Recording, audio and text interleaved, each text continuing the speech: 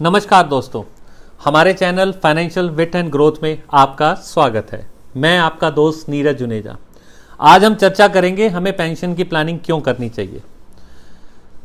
Pension एक ऐसी amount है जो हमें रिटायरमेंट के बाद मिलती है। आज हम उसके बेनिफिट्स के बारे में बात करेंगे। जब आप रिटायर हो जाते हैं तो आप अपने डेली एक्सपेंसेस के लिए जो भी खर्चा करते हैं उसके लिए आपको जो भी प्रॉब्लम्स फेस करनी पड़ती है, अगर आपके पास पेंशन आती है तो आपको वो फेस करने में कोई मुश्किल नहीं होगी। अब तक आप जो भी अपने डेली एक्सपेंसेस करते रहे उसको पे करने में आपको बहुत कन्वीनियंस हो जाएगी। जो वेकेशंस आप अपने यंगर एजेस में करते रहे, जब आप रिटायर हो जाते हैं उन वेकेशंस पर अगर आप जाना चाहते हैं और आपके पास पेंशन आती है तो आपके लिए बहुत आसान हो जाएगा उन वेकेशंस पर जाना। मान लीजिए जब आप यंग थे, आप किसी धार्मिक संस्थान या किसी स्पिरिचुअल एसोसिएशन से जुड़े थे और आप उसमें कुछ कॉन्ट्रीब्यूशंस देते थे। जब आप रिटायर हो जाते हैं और आपका मन करता है कि मैं उसमें कुछ कंट्रीब्यूट करूं और ड्यू टू रिटायरमेंट या लेस इनकम या आप नहीं कमा पा रहे तो उसमें आप कंट्रीब्यूट नहीं कर पाते। अगर आपको पेंशन आती है तो आप उसमें कंट्रीब्यूट कर पाते हैं। मान लीजिए आपके लाइफ में जब आप थोड़े यंग हैं तो कोई मेडिकल इमरजेंसी या मेडिकल एक्सपेंस आ गया जिसको आपने अपनी सेविंग से पे कर दिया, लेकिन यही जब आप थोड़े बुजुर्ग हो जाते हैं या आप रिटायर हो जाते हैं, ऐसी कोई मेडिकल इमरजेंसी आपके या आपकी फैमिली पर आती है तो उसको पे करना मुश्किल होता है अगर आपके पास कोई रेगुलर इनकम नहीं आ रही और आप रिटायर हो चुके हैं। इसके आगे एक चीज़ और बताना चाहूँगा, यंग एज में जो मेडिक्लेम एक्सपेंसेस होते हैं, मान लीजिए आपने 5 लाख का मेडिक्लेम लिया फैमिली के साथ फ्लोटर, उसका प्रीमियम आता है 20,000 रुपीज़। पर जब आप 60 साल या उससे ज़्यादा होते हैं, आप अपनी स्पाउस और अपना लेते हैं तो 2 लोगों का मेडिकल प्रीमियम जो है वो 80,000 रुपीज़ आता है आज की डेट में।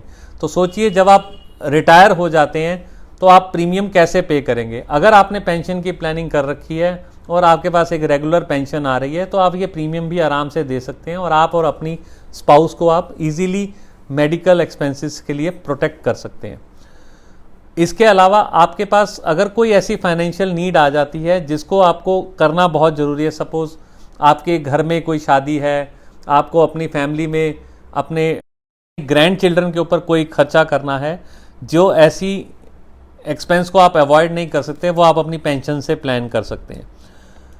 हस्बैंड या वाइफ के ना रहने पर स्पाउस को पेंशन आती रहती है, तो ये भी एक पेंशन का बहुत बड़ा बेनिफिट है। लास्ट बट नॉट लीस्ट, जो लाइफस्टाइल आप अब तक जीते आ रहे हैं, अगर आप उस लाइफस्टाइल को मेंटेन करना चाहते हैं तो आपको पेंशन की प्लानिंग जरूर करनी चाहिए, ताकि रिटायरमेंट के बाद भी आप उस लाइफस्टाइल को मेंटेन कर पाएं जो आपने अपनी यंग या मिडिल एज में जिया है। आइए दोस्तों, अब इसको एक एग्जाम्पल से समझते हैं कि मुझे कौन से एज में कितने पैसे आए तो उन पैसों का मैं कैसे इस्तेमाल कर सकता हूँ। दोस्तों, जो भी आज आप यंग एज में अपने पास सेविंग करेंगे, ये उतना ही मल्टीप्लाई होकर आपको पेंशन की शेप में वापस मिलेगा।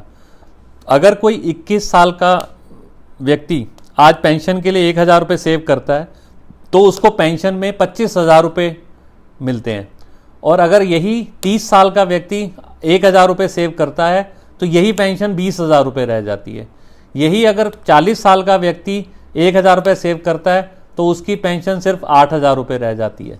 तो आप मेरा मतलब समझ गए होंगे कि जितना जल्दी हम पेंशन के बारे में प्लानिंग करेंगे उतना ज़्यादा हम कंफर्टेबल होंगे और इन्फ्लेशन और महंगाई को हम उतनी जल्दी कवर कर पाएंगे, क्योंकि जो आज हम कमा रहे हैं उतनी इन्फ्लेशन उतनी स्पीड से बढ़ रही है।